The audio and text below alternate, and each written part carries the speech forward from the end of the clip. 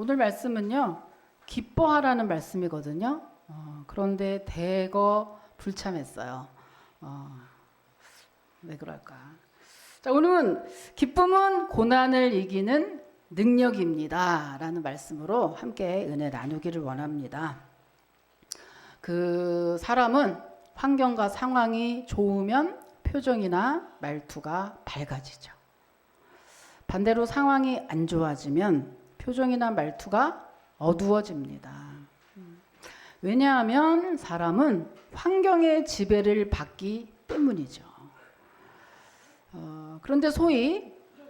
그런데 그럼에도 불구하고 소위 성령이 충만하다는 성도든 권사든 목사든 장로든 누구든 성령이 충만하다는 분들을 보면 분명히 저 사람 지금 웃을 때가 아닌데, 분명히 저 사람 지금 그럴 때가 아닌데 또 불구하고 그 얼굴이 아주 평안하고 미소가 가득한 것을 종종 보게 되죠.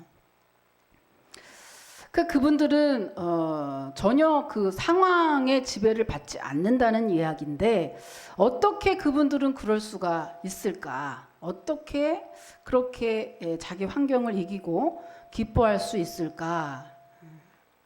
그것은 마음에 그들만의 다른 기쁨이 있기 때문이에요.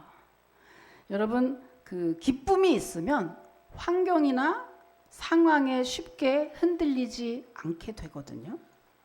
그러니까 그분들은 분명히 마음속에 무슨 기쁨이 있기 때문이라. 제가 이렇게 얘기를 이제 하면 궁금한 거 속에서 말하고 싶은 말 있을 거예요. 아유, 목사님, 뭐 좀 잘못하시는 거 아니에요? 아니, 기쁨이라는 게 기뻐할 만한 게 있어야 기쁘지요. 그런데 어떻게 그 속 안에 다른 기쁨이라는 게 뭐예요? 기뻐할 만한 게 있어야 기쁘죠. 맞죠? 그렇습니다. 네? 잊어버리기 위해서 웃는다. 잊어버리려고. 그런데 지금 성경에서 말하는 기쁨은요, 잊어버리려고 기쁜 거 아니고 진짜 기쁜 거를 말하는 거거든요. 진짜 기쁘대요. 그래, 그 얘기 하는 거예요. 지금 분명히 상황은 안 좋은데 진짜 기쁘다 이거예요. 오늘 그 설교 주제가 바로 그거예요. 진짜 기쁜 이유가 뭐냐 이거예요. 진짜 말이 안 되는데 왜 기쁜 이유가 뭐냐 이거예요. 이유가 여러분 있어요. 그 이유가 있어요.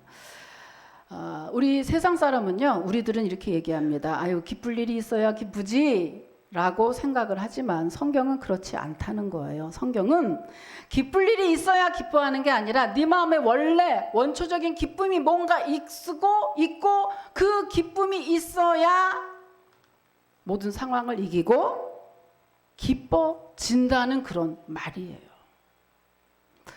여러분, 그 세상 속에서 보면은 우리가 기쁠 때 예를 들어서 어떻죠? 우리가 원래 원하는 학교에 들어갔을 때, 원하는 회사에 취직했을 때, 자녀가 결혼했을 때, 로또 맞았을 때, 병이 나았을 때 우리는 기쁩니다. 기뻐요.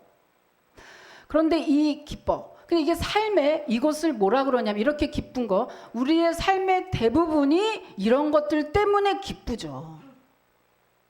그런데 이런 것들의 그 기쁨을 뭐라고 말하냐 하면 이것을 세상이 주는 기쁨이라고 해요. 세상이 주는 기쁨, 세상적 기쁨이라고 합니다.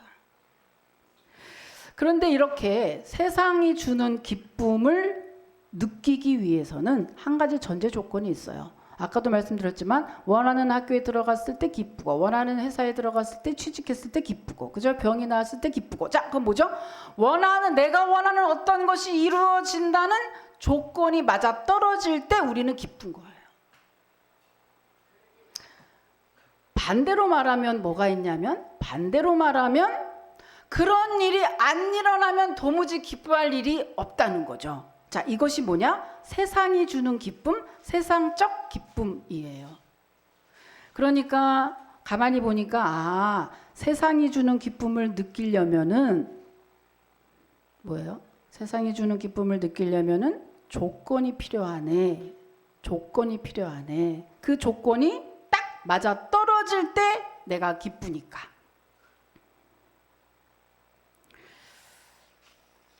근데 여러분 생각해 보면 그러면 세상에 그 주는 그 기쁨을 누리려면 조건이 맞아 떨어져야 되는데, 그러면은 여러분 어때요? 그럼 부자는 매일 기쁘고 가난한 사람은 매일 불행하다는 걸까? 그런 걸까? 가난한 것도 서러운데 매일 기쁘지도 않고 불행하기까지 한다면 뭔가 잘못된 게 아닐까요? 그런 맥락으로 보면 정말 하나님은 불공평한 게 맞는 게 아닌가. 근데 여러분, 그것은 잘못된 거예요. 그것은 그것은 돈이면 다 된다고 하는 물질 만능주의, 그리고 외모 지상주의, 능력 우선주의들이 만들어낸 잘못된 생각들입니다. 자, 이게 무슨 말이냐 하면, 여러분 진정한, 아까 우리 집사님이 그렇게 얘기했잖아요. 맞아요. 진정한 예수 안에 그리스도인은 환경의 지배를 받죠. 사람이니까. 그러나 진정 예수 안에 들어있는 그리스도인은 혹여라도 그 조건이 맞지 않을 때, 혹여라도 가난하고 혹여라도 아프고 혹여라도 내가 원치 않는 상황에 빠진다고 해도 주 안에서 기뻐할 수 있는 사람들이라는 거죠. 여러분 할렐루야. 그것을 세상 사람은 모른다는 거예요. 그러니까 우리가 뭐예요? 우리는 상황과 달리 원래 원초적인 내 안에 기쁨이 있어서 그 기쁨이 자리를 잡고 있으니까 어떤 상황들이 있어도 그 환경의 지배를 받지 않고 도리어 내가 기뻐할 수 있는 그런 사람들이 바로 성도라고 하는 거예요. 오늘 본문에서 말하는 기쁨은 바로 이 기쁨입니다. 아까 세상이 주는 기쁨이 아니라 어떤 상황 가운데서도 그냥 기쁠 수 있는 주 안에서의 기쁨, 이거에 대해서 오늘 사도 바울이 이야기를 하고 있어요. 자, 그렇다면 여러분, 주 안에서 기쁘다는 말, 여러분 어떤 말인지 그 의미를 아시나요? 주 안에서 기쁘다. 주 안에서 기쁘다. 우리들이 자주 사용하는 말인데, 주 안에서 기쁘다는 말이 여러분 어떤 말로 아십니까? 주 안에서 기쁘다는 것은 주님이 기뻐하는 일을 할 때만 기쁘다는 걸까? 교회 안에서만 기쁘다는 걸까? 하나님이 원하시는 일을 하면은 기쁘다는 걸까? 주 안에서 기뻐한다는 게 무슨 뜻일까? 그래서 이 뜻을 알아보기 위해서 여러분, 유진 피터슨이라는 목사님이 쓴 메시지 성경이 있거든요. 거기에 보면은 이렇게 쓰여 있습니다. Celebrate God all day, every day, I mean, revel in Him. 그랬어요. 직역하면 뭐냐면 하루 종일 매일 하나님을 기뻐하십시오. 찬미하십시오. 칭찬하십시오. 다시 말합니다. 하나님을 만끽하십시오. 그랬어요. 다시 말하면 주 안에서 기뻐한다는 그 말은 어떤 조건이나 상황 때문이 아니라 하나님을 기뻐한다. 하나님을 즐거워한다. 하나님을 만끽한다. 이런 뜻이에요. 그러니까 뭐예요? 기쁨의 원인이 하나님인 거예요. 기쁨의 원인이 하나님. 굉장히 이거 아주 예리한 문제인데, 예를 들면 이거예요. 여러분, 돈 많은 재벌집 그 아들들은요, 여자들이 사랑한다고 대시할 때마다 의심한대요. 기쁘지 않고 의심한대요. 왜? 내가 가진 돈을 사랑하나? 아니면 나를 사랑하나? 늘 헷갈리기 때문에 굉장히 힘들답니다. 마찬가지예요. 자, 하나님을 기뻐한다는 얘기는 하나님이 가지고 있는 배경, 능력, 권능이 아닌 하나님을 기뻐한다. 하나님 당신 자체를 기뻐한다. 이런 뜻이에요. 자, 이게 다시 말하면 무슨 말이냐? 여러분 살다 보면 하나님이 때로는 나에게 돈을 안 줄 때가 있어요. 하나님이 나에게 늘 복을 주셔야 될 것 같은데 하나님이 도리어 나에게 복은커녕 고난을 줄 때가 있단 말이죠.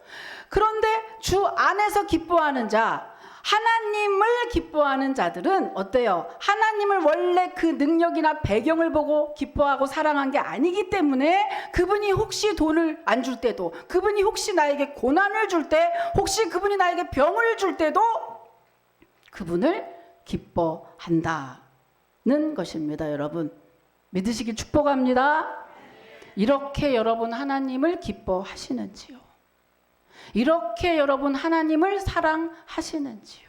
그렇게 사랑하라는 거예요. 그렇게 주님을 기뻐하는, 주님만. 재벌집 아들이 가지고 있는 참 그게 가르기가 굉장히 힘들지 않나요? 그 남자가 가지고 있는 능력은 다 제하고 그 남자만 사랑하느냐, 그 남자가 가진 배경도 사랑하느냐. 예전에 그 미스 때 그런 얘기가 굉장히 많았는데, 그거를 가르는 거는 바보라 그러더라고요. 어떻게 가르냐? 네가 가지고 있는 돈과 능력과 함께 플러스 그게 바로 너지. 이래서 너를 사랑한다는 말은 그것을 다 포함한다는 말이다. 물론 그것도 맞는 말이죠. 우리가 하나님 사랑하는 것도 맞아요. 여러분 그래서 근데 그게 있을 수 있는 얘기일까요? 어떻게 하나님만 하나님의 능력이나 배경이나 그런 걸 절대 없이 어떻게 하나님 자체만 사랑할 수 있나요? 우리들이 가끔 보면 그거 우리들이 하고 있어요. 뭐냐면은 이렇게 성도들하고 얘기하다 보면은 너무나 주로 이상하게 성도들은 안 좋은 얘기할 때만 저를 찾더라고요. 즐겁고 좋은 일이 있을 때는 다 자기 친구들이나 세상에 가서 다 하고, 괴로운 일, 힘든 일, 기도 제목 나누는 일 그런 거 할 때만 이제 목사를 찾더라고요. 참, 그러니까 목사 쉽지 않아요.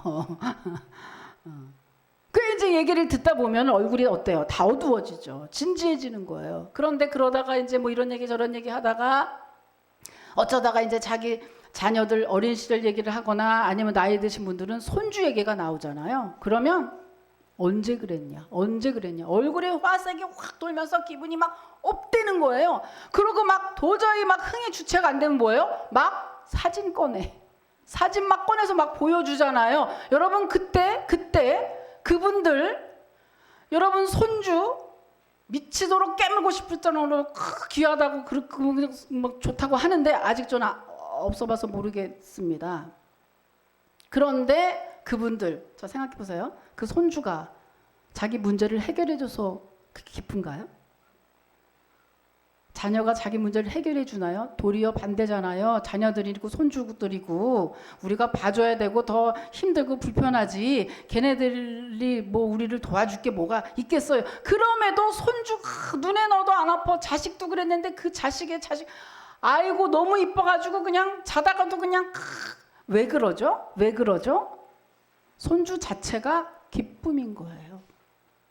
손주 자체가 기쁨인데 거기에는 조건이 없다는 거예요. 조건이 없이 이쁘잖아요. 조건이 없이 사랑하게 되잖아요.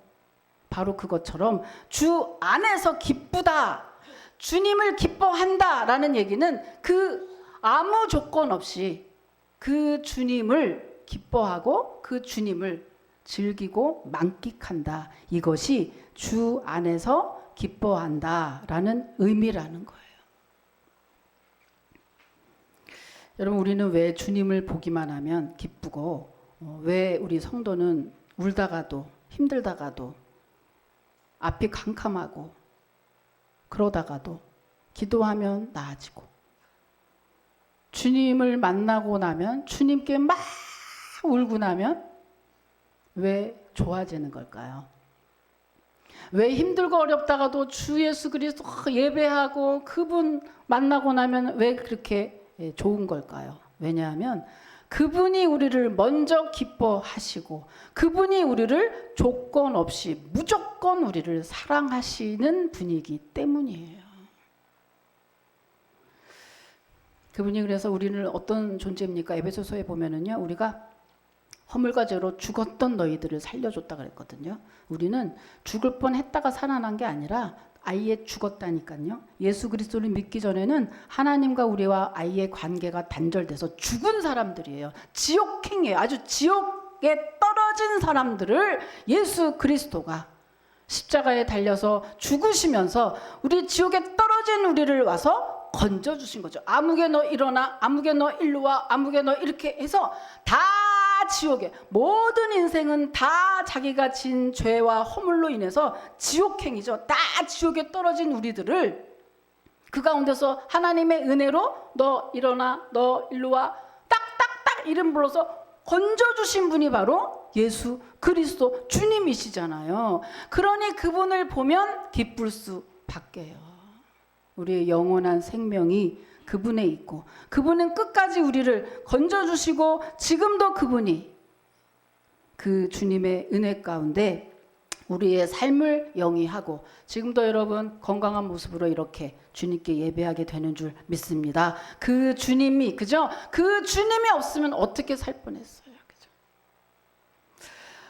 자, 그래서 주 안에서 늘 기뻐하는 자, 오늘의 주제가 뭐냐면 기쁨은 고난을 이기는 능력입니다. 그랬어요. 자, 그래서 주 안에서 늘 주님만, 늘 주님을 기뻐하는 그 성도들은요, 고난을 이길 수 있는 힘이 생긴다는 거예요. 왜냐하면 어둠이 빛을 이길 수 없거든요. 새벽에 동이 딱 트면은요, 캄캄했다가 동이 트면은 언제 그랬느냐, 어둠이 샥 안개처럼 사라지는 걸 보면서, 야, 역시 어둠은 빛을 이길 수가 없구나.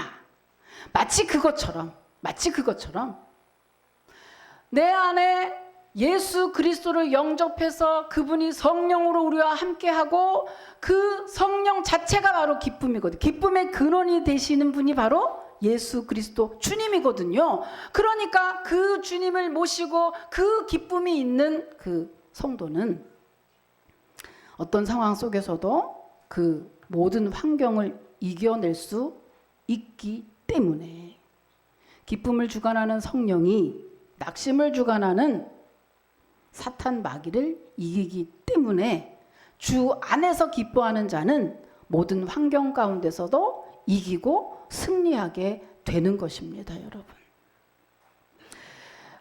대표적으로 예를 보면은요, 여러분 죽을 것 같은 상황 속에서 절대로 낙심하지 않고 기쁨의 삶을 살아서 마침내 승리한 대표적인 인물 바로 요셉이 있습니다. 창세기 보면 요셉이 있는데요.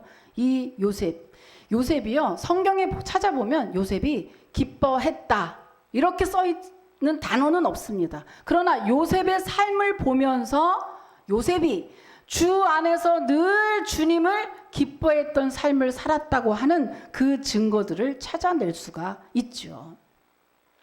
맨 처음에 그 형이 그 애굽으로 팔려갔잖아요, 그죠? 애굽으로 팔려가서 어떻게 됐죠? 보디발 장군의 집에 노예로 들어갑니다. 그 노예로 들어갔는데, 노예로 들어갔다가 어떻죠? 하나님이 그와 함께 하심으로 그가 형통한 자가 되었다라고 쓰더니, 그 다음에 요셉이 어떻게 됐죠? 그 집 전체를 관리하는 집사가 됩니다. 그때 당시에 노예가 한 집안, 장군의 모든 것을 주관하는 집사가 된다는 것은 가히 있을 수 없는 일이거든요. 이거야말로 그 요셉이 주 안에서 주님만 바라보고 주님만 기뻐했다는 그러한 증거가 아닐 수가 없죠. 뿐만입니까? 그렇게 고생하지만 그래도 주님만 바라봤던 요셉이 드디어 애굽의 총리가 되죠. 총리가 된 이후에 어떻습니까? 자기를 팔아먹은 형들을 만나게 되죠. 그때 요셉이 그 형들에게 한 말을 보면, 아, 요셉이 그 고통스러운 그 10여 년의 세월을, 노예 같은 그 노예의 삶을 살았던 그 요셉이 어떻게 그 삶을 지내왔는지 한눈에 알 수가 있어요. 자, 한번 여러분 찾아볼게요. 창세기 50장 20절 21절입니다. 여러분 읽어보세요. 예, 시작.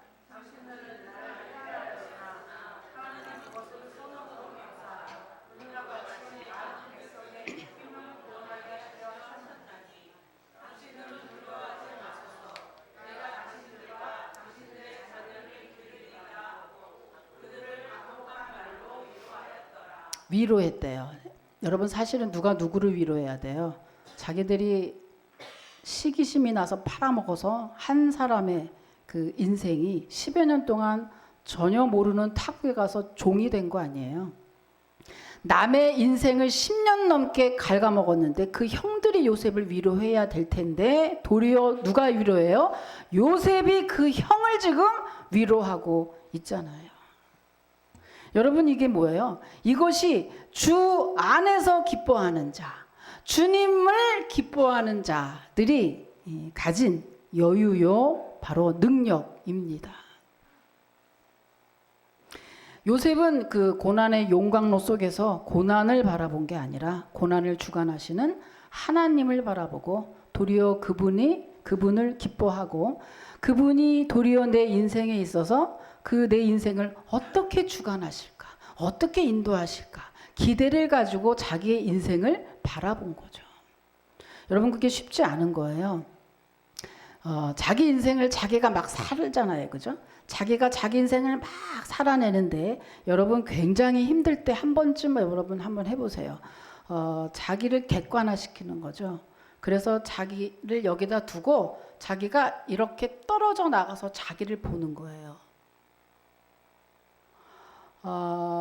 굉장히 인생이 막막할 때, 그리고 지금 내가 무엇을 해야 되는지 모를 때, 그리고 내가 자꾸만 뭔가 잘못하는 것 같은데 뭐가 잘못인지 모를 때, 그럴 때 그 방법이 내가 여기 있으면 나를 이렇게 객관화시켜서 한번 이렇게 떨어져서 한번 자기를 보는 거죠. 그러면 어느 누군가의 인생이 막 살고 있잖아요. 그때 자기를 보면 단점도 나오고 내가 뭐가 필요한지 취약점, 보완점이 다 나오고 내가 뭘 잘못하고 있는지도 보이고 내가 어떻게 해야 되는지도 보이게 돼요. 여러분, 이게 성도가 내 인생 내게 아니고 하나님 거예요 라는 것이 바로 이런 논리예요.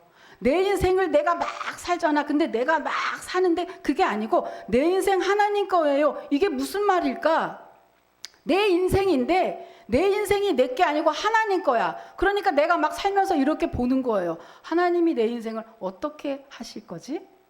하나님이 지금 여기까지 왔는데 그 다음에 앞에 일은 캄캄한데 나는 몰라요, 주님. 그러니까 내 인생 어떻게 인도하시지? 그러면서 어떻게 될까 궁금한 마음으로 내 인생을 이렇게 쳐다보게 되는 거예요. 그게 바로 뭐예요? 내 인생 주님 겁니다 하는 거거든요. 여러분, 이게 정말 필요해요.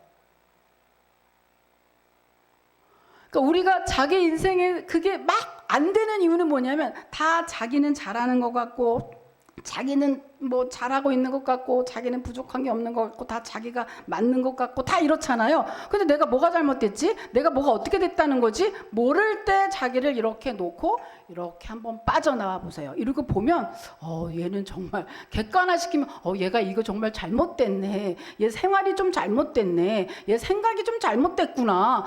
네가 이런 말보단 이런 말 했어야 옳은 거네 라고 하는 게 쫙 보이거든요.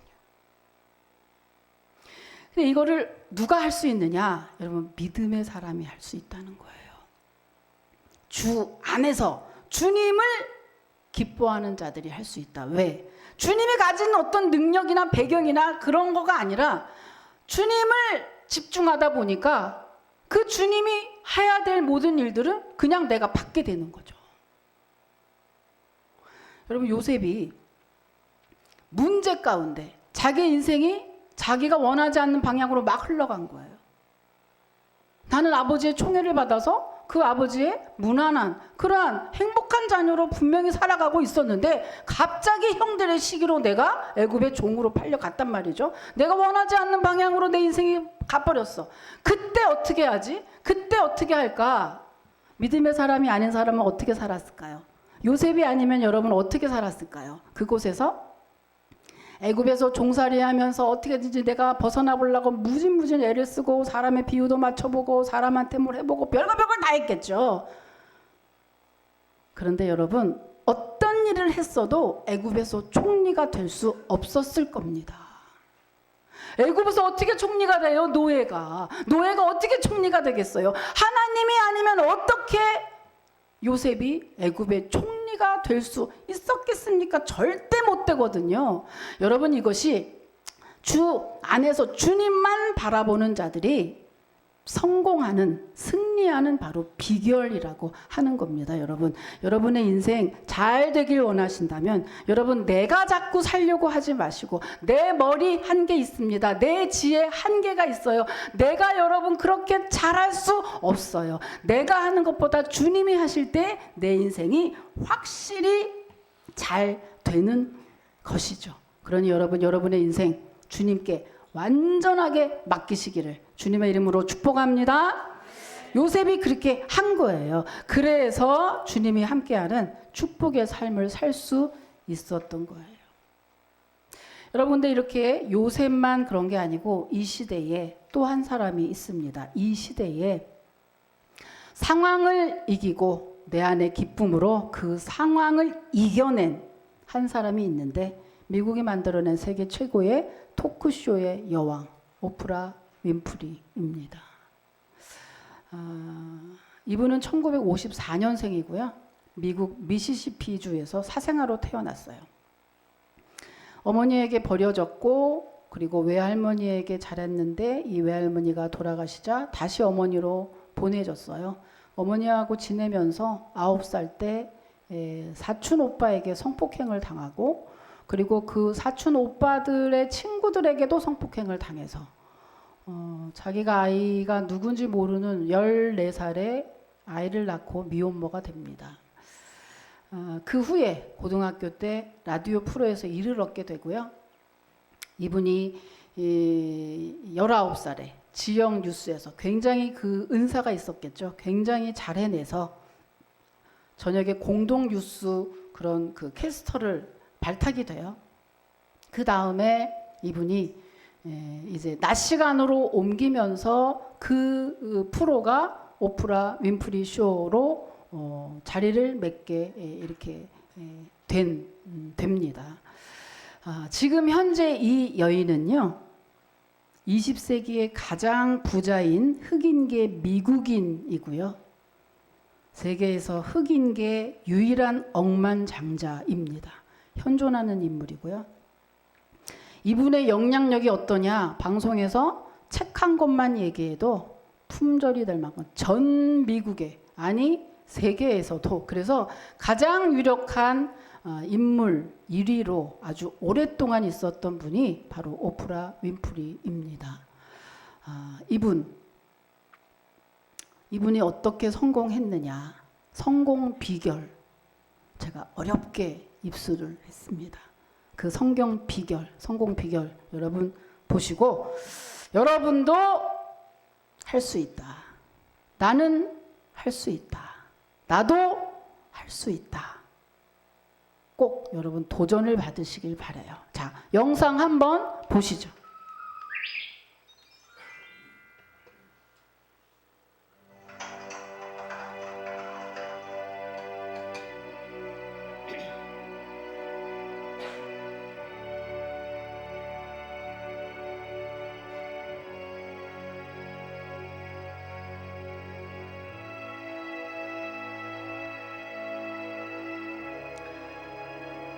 오빠 친구들에게도 성폭행을 당해 아빠가 누군지도 모르는 아이를 임신하여 14세의 출산과 동시에 미혼모가 되어 아이는 태어난 지 2주 만에 죽었고, 그 충격에 가출하여 마약 복용으로 하루하루를 지옥같이 살아야 했던,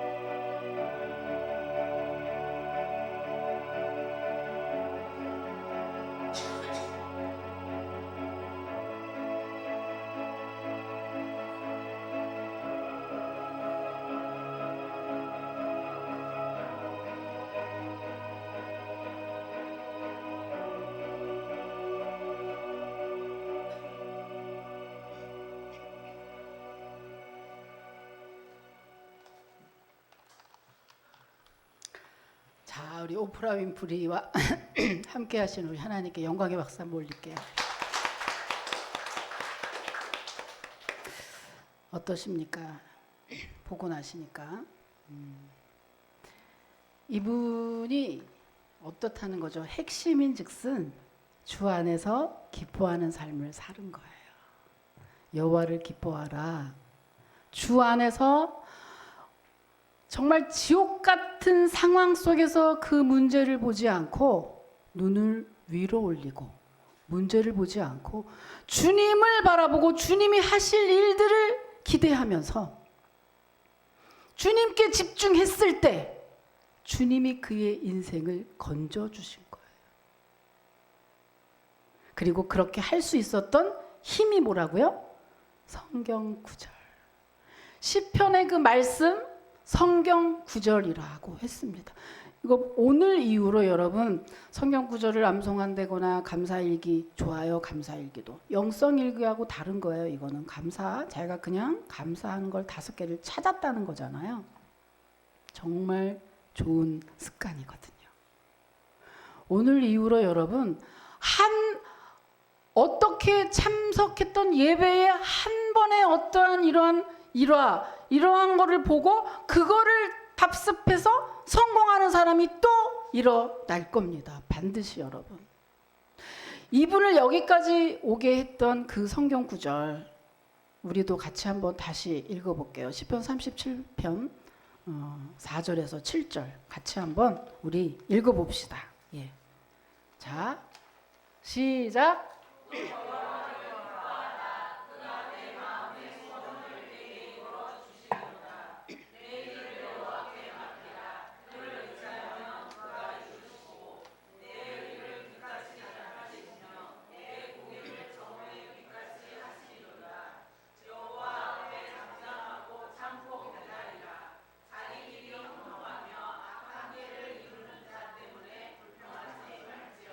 아멘. 진짜 너무 좋은 말씀이죠. 여러분 말씀을 마치겠습니다. 기쁨은 고난을 이기는 능력입니다. 기쁨은 환경과 조건을 뛰어넘는 능력입니다. 성도는 뭐를 소유해서 뭐가 돼서 기뻐하는 세상 사람과 같지 않고 원래 기쁨이 장착되어 있는 거죠. 원래 기쁨이 장착돼서 그 기쁨이 안 좋은 환경을 만날 때에도 얘라 너 먹고 떨어져라. 그 환경과 이겨 넘어서 결국은 정말 기쁨의 삶, 행복의 삶으로 우리의 삶을 끌고 가는 그것이 바로 성도입니다. 기쁨은 두려움과 불확실성 속에서 하나님이 하실 일을 기대하게 만드는 능력입니다. 그러니 여러분 기뻐할 게 없어요 라고 슬퍼하고 오늘도 낙심하지 마시고 아니 원래 기쁘지. 억만 죄 가운데 구원해서 영원한 생명으로 인도하신 그 주님이 내 안에 있는데 어떤 상황에서도 이 기쁨이 장착된 기쁨은 뺏지 못한다 하는 거예요. 그러니 여러분 슬퍼하지 마시고 낙심하지 마시고 오히려 기뻐하시길 축복합니다. 주 안에서 기뻐하시길 축복합니다. 우리 교회 어느 집사님이요 그 얘기 하더라고요. 이만저만 이러이러한 상황인데 내가 죽을 것 같아요. 그런데 이상한 거는 어느새 찬송을 하고 있더라고요. 자꾸 찬송하고 웃고 있더라고요. 이게 성도예요. 이게 성도라니까. 여러분 빌립보서는요 기쁨의 서신이라고 불려요. 그만큼 기쁨이란 단어가 많이 나와 있어요. 그런데 아이러니한 것은 이것을 기록한 사도 바울은 로마 감옥에서 이 빌립보서를 기록을 했습니다. 자, 무슨 말이죠? 정말 주님을 기뻐하는 주 안에서 기뻐할 수 있는 성도는 환경을 이기고 결국에는 승리하고야 만다는 것을 우리가 보게 됩니다. 그러니 여러분 오늘부터 정말 어깨 쫙 펴시고 먼저 기뻐하시기를 축복합니다. 기뻐할 일이 있어서 기뻐하는 건 세상 사람이 하는 것이고 여러분 기뻐할 수 없는 일임에도 불구하고 여러분이 먼저 기뻐하셔서 도리어 여러분 인생이 기쁘게 되시기를 주님의 이름으로 축복합니다. 하나님 감사합니다. 하나님 한 주 동안에